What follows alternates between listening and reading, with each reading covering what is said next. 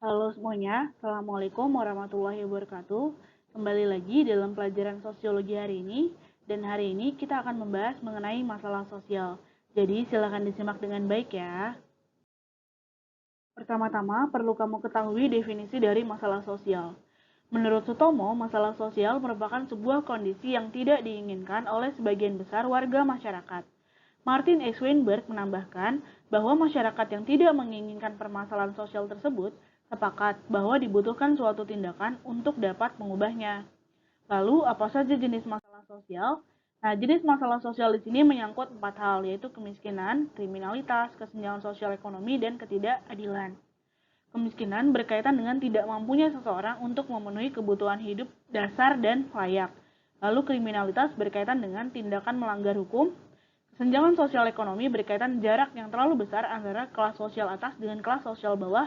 Lalu ketidakadilan sosial adalah ketika seseorang diperlakukan secara sewenang-wenang atau tidak adil. Sekarang kita masuk ke pembahasan soal. Di modul kamu ini ada di soal nomor 1 ya. Semakin kompleks kehidupan sosial, permasalahan sosial akan semakin mudah timbul dalam masyarakat.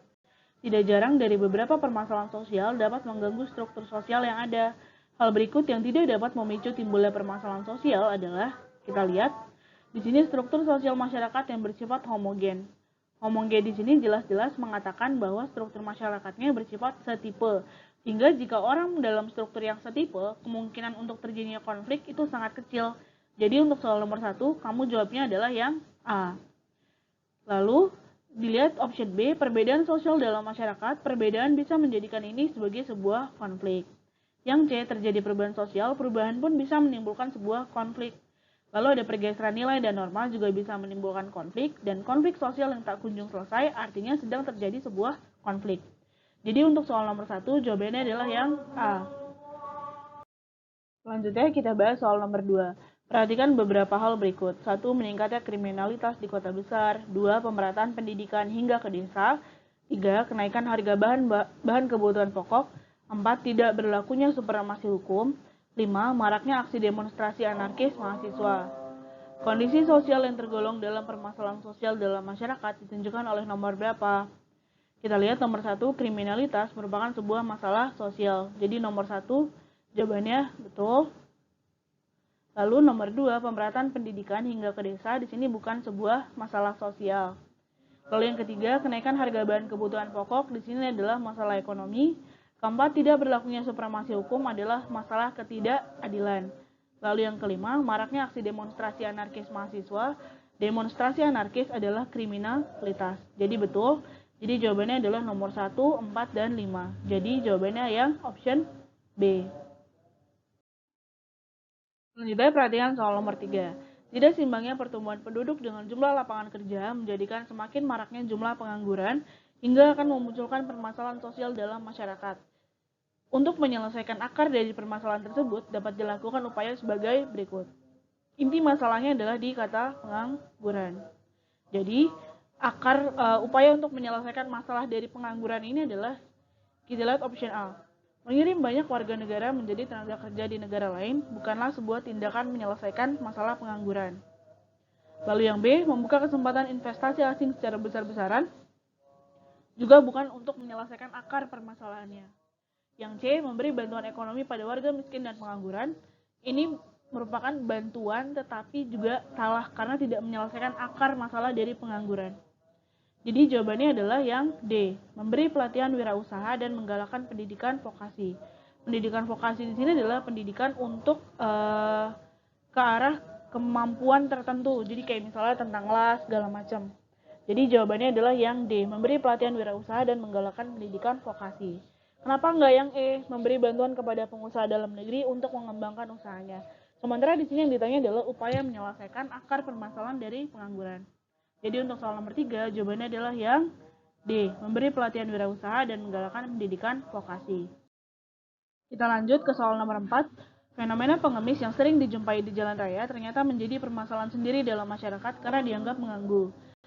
Banyak dari mereka lebih memilih untuk mengemis dibanding bekerja karena hasil yang didapatkan lebih banyak dengan cara instan.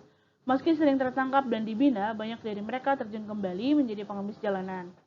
Faktor permasalahan sosial yang timbul dalam ilustrasi tersebut adalah Nah, masalah utamanya di sini adalah orang memilih jadi pengemis dibanding bekerja karena hasil uangnya lebih banyak dengan cara yang mudah. Nah, yang ditanya adalah faktor permasalahan yang timbul. Kenapa orang lebih memilih mengemis? Nah, ini adalah berkaitan dengan masalah apa? Dilihat yang A, budaya kemiskinan, ini adalah jawaban yang betul. Lalu yang B, pendidikan rendah, di sini tidak membahas tentang pendidikan rendah. Lalu yang C, lapangan pekerjaan sempit, di sini ada lapangan pekerjaan tetapi mereka lebih memilih jadi pengemis. Kurang perhatian pemerintah, di sini juga salah. Lalu tingkat kesejahteraan rendah, di sini juga tidak dijelaskan. Jadi nomor 4 jawabannya adalah yang A, budaya kemiskinan. Lanjut kita bahas mengenai soal nomor 5. Bencana tsunami dan tanah longsor yang melanda sebuah kota di wilayah Indonesia Timur apabila tidak segera ditangani akan dapat menyebabkan munculnya masalah sosial pasca bencana seperti wabah penyakit dan rendahnya kesejahteraan masyarakat. Upaya yang dapat dilakukan untuk mencegah permasalahan sosial tersebut, nah di sini adalah untuk mencegah permasalahan. Permasalahannya apa? Nah ini permasalahannya bencana tsunami dan tanah longsor. Jadi upaya untuk mencegah tsunami dan tanah longsor adalah yang A. Dilihat pasrah kepada Tuhan dan menganggap bencana sebagai ujian hidup. Ini pasti salah, karena pasrah bukanlah upaya untuk mencegah. Yang B. Melakukan transmigrasi ke tempat lain yang minim resiko bencana, ini juga bukan sebuah upaya pencegahan. Yang C. Menggalakkan program mitigasi bencana dan peringatan dini bencana, ini adalah upaya untuk pencegahan. Yang D. Melakukan pendampingan kepada korban bencana dan kepada korban bencana alam secara material dan psikologis, ini adalah upaya pengendalian bencana. Ini adalah upaya setelah terjadinya bencana. Yang E, menggalang dana ke berbagai daerah untuk memperbaiki lokasi terdampak bencana. Ini adalah upaya untuk setelah terjadinya bencana. Jadi soal nomor 5 jawabannya adalah yang C, menggalakkan program mitigasi bencana dan peringatan dini bencana. Selanjutnya kita bahas soal nomor 6. Perkembangan jumlah penduduk yang sangat pesat di negara berkembang harus dikendalikan. Apabila dibiarkan, kondisi tersebut akan dapat menimbulkan masalah sosial, yaitu masalah apa nih? Intinya kan intinya adalah tentang perkembangan jumlah penduduk. Nah, masalahnya akan menimbulkan apa? Nah, ini nih, masalahnya adalah perkembangan jumlah penduduk. Surplus demografi yang berdampak pada ketersediaan tenaga kerja berlimpah. Surplus demografi itu artinya pertumbuhan penduduknya yang melimpah. Nah, ketersediaan tenaga kerja berlimpah bukan sebuah masalah. Yang B, meningkatnya jumlah kebutuhan pangan untuk seluruh penduduk, ini juga bukan sebuah masalah. Yang C, persaingan hidup yang semakin keras dalam bidang ekonomi dan tempat tinggal, ini jelas sebuah masalah. Yang D, muncul tuntutan kepada pemerintah untuk memperbanyak lapangan pekerjaan. Nah, munculnya tuntutan bukanlah sebuah masalah. Lalu yang E, semakin meningkatnya jumlah alat transportasi yang diproduksi untuk rakyat, ini juga bukan masalah. Jadi soal nomor 6 jawabannya adalah yang C, persaingan hidup yang semakin keras dalam bidang ekonomi dan tempat tinggal. Lanjut kita bahas soal nomor 7, perhatikan beberapa pernyataan berikut. Tingkat pendidikan warga sangat rendah, kebiasaan warga membuang sampah di sungai, kemacetan yang terjadi di kota-kota besar, 4. Stabilitas ekonomi dan politik, 5. Perkembangan teknologi modern. Peristiwa yang dapat digolongkan dalam permasalahan sosial ditunjukkan oleh nomor berapa? Kita lihat. 1. Tingkat pendidikan warga sangat rendah, ini bukan masalah sosial. Yang 2. Kebiasaan warga membuang sampah di sungai, ini adalah sebuah masalah sosial. Kemacetan yang terjadi di kota-kota besar, ini juga sebuah masalah. Stabilitas ekonomi dan politik, penekanannya ada di politik. Ini adalah sebuah masalah sosial. Perkembangan teknologi modern bukanlah sebuah masalah sosial. Jadi jawabannya adalah 2, 3, dan 4. Jadi jawabannya yang C. Kita lanjut di soal nomor 8. Meskipun saat ini sudah banyak tenaga medis di berbagai tempat, tingkat kesehatan bayi dan balita di desa X masih terbilang sangat rendah. Hal ini karena kebiasaan ibu yang lebih mempercayai mitos dalam merawat anak dan pemberian makanan. Nah, ini adalah masalahnya ya. Akar dari permasalahan sosial dari ilustrasi tersebut adalah akar dari masalah si ibu lebih percaya mitos. Ini kenapa? Yang A, keberadaan dokter dan perawat sangat minim. Ini udah ada dokternya, jadi salah. 2. Tidak adanya fasilitas kesehatan yang lengkap. Di sini ada, tapi tetap percaya mitos. Yang C, sikap tertutup masyarakat terhadap pengetahuan modern. Ini adalah jawaban yang benar.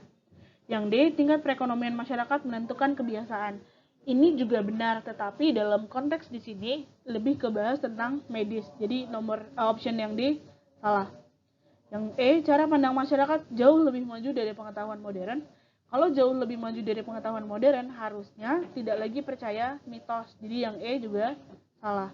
Maka untuk soal nomor 8, jawabannya adalah yang C, sikap tertutup masyarakat terhadap pengetahuan modern. Kita lanjut di soal nomor 9. Kasus perdagangan manusia terhadap anak-anak dan perempuan kini banyak menjadi sorotan publik sebagai bentuk kekerasan dan kriminalitas. Banyak dari korban berasal dari keluarga tidak mampu yang ingin mengadu nasib di kota maupun luar negeri dengan iming-iming yang besar demi peningkatan kesejahteraan hidup. Pendidikan yang rendah dan kompetensi keahlian yang minimal membuat banyak dari perempuan yang terjebak dalam kasus tersebut. Usaha yang bersifat internal untuk meminimalkan hal tersebut adalah kasusnya di sini adalah kasus perdagangan manusia. Nah, jadi dilihat upaya yang dapat dilakukan untuk meminimalkan upaya perdagangan manusia atau perdagangan perempuan dan anak-anak di sini adalah yang dilihat yang A, melarang pengiriman tenaga kerja ini bukanlah sebuah solusi. Yang B, meningkatkan sikap tidak percaya kepada orang yang tidak dikenal di sini juga bukan sebuah solusi. Yang C, memberi sanksi tegas kepada para pelaku perdagangan manusia. Ini adalah tindakan setelah terjadinya masalah. Jadi ini salah. Lalu yang D, meningkatkan pendidikan bagi perempuan dan memberi pelatihan keahlian. Di sini jawabannya betul, karena di sini jelas-jelas dibilang selain pendidikan yang rendah dan kompetensi keahlian yang minimal. Jadi jawabannya adalah yang D, meningkatkan pendidikan bagi perempuan dengan memberi pelatihan keahlian. Karena dalam narasi keahliannya dibilang kompetensinya minimal. Jadi untuk soal nomor 9 jawabannya adalah yang D. Lalu lanjut ke soal nomor 10. Demoralisasi yang kian marak terjadi pada remaja saat ini salah satunya karena kurangnya internalisasi nilai dan norma sehingga kepribadian yang sesuai dengan nilai dan norma masyarakat tidak terbentuk sempurna. Upaya yang dapat dilakukan untuk mengatasi masalah tersebut. Nah, di sini adalah masalahnya kurangnya internalisasi nilai dan norma. Jadi jawabannya adalah kita lihat option A, memperkuat pengendalian sosial pada remaja. Pengendalian ini bukanlah upaya untuk mengatasi masalah. Lalu yang B, memperkuat internalisasi nilai dan norma melalui sosialisasi primer. Di sini jawabannya bisa betul. Yang C, mengawasi pola perilaku remaja yang mengalami krisis moral. Di sini salah. Kenapa? Karena pola perilaku remaja yang mengalami krisis moral di sini jelas-jelas dibilang karena kurangnya internalisasi nilai dan norma. Jadi yang harus diperbaiki adalah berkaitan dengan nilai dan normanya melalui proses internalisasi. Lalu yang D, memberi hukuman agar remaja patuh pada nilai dan norma, ini hanyalah solusi sementara. Yang E, memberi kesempatan remaja untuk mengembangkan kepribadian, di sini boleh jadi betul. Tetapi mengembangkan kepribadian yang seperti apa? Karena masalahnya di sini adalah internalisasi nilai dan norma. Jadi jawabannya adalah yang B, memperkuat internalisasi nilai dan norma melalui sosialisasi primer. Kenapa melalui sosialisasi primer? Karena internalisasi nilai dan norma itu terjadi pada keluarga inti. Sehingga internalisasi nilai dan norma melalui sosialisasi primer ini adalah kunci untuk membentuk anak supaya karakternya sesuai dengan yang diinginkan masyarakat. Jadi soal nomor 10 jawabannya adalah yang B. Sekian untuk pertemuan kita hari ini. Jika ada yang ingin ditanyakan, silakan dituliskan di kolom komentar. Terima kasih untuk atensinya. Semoga apa yang disampaikan hari ini bisa menjadi ilmu yang berkah untuk kalian. Assalamualaikum warahmatullahi wabarakatuh.